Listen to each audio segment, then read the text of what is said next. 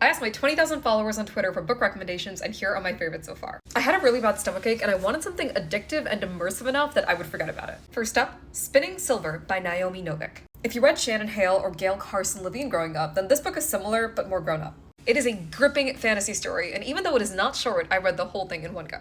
The next one is A Sorceress Comes to Call by T. Kingfisher. This one is also fantasy, but it is spooky and full of suspense. And I liked it so much that when I finished it, I went and read 3 more books by the same author.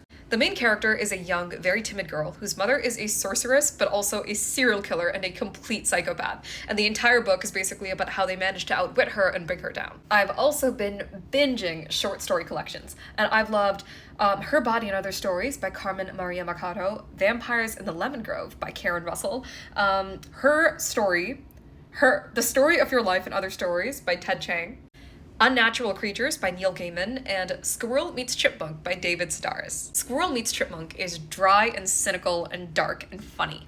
Her Body and Other Stories are deeply sensual while also having an element of horror.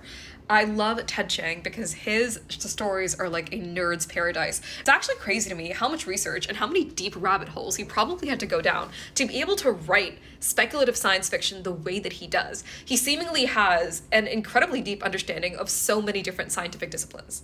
If you like the science fiction movie Arrival, that was actually based off of one of his short stories. Finally, Neil Gaiman's Unnatural Creatures is also a set of spooky fantasy stories, but centered around creatures rather than humans. So on your next sick day or your next rainy day, or the next time you just want to escape from reality a little bit and lose yourself in a different world, highly recommend one of these.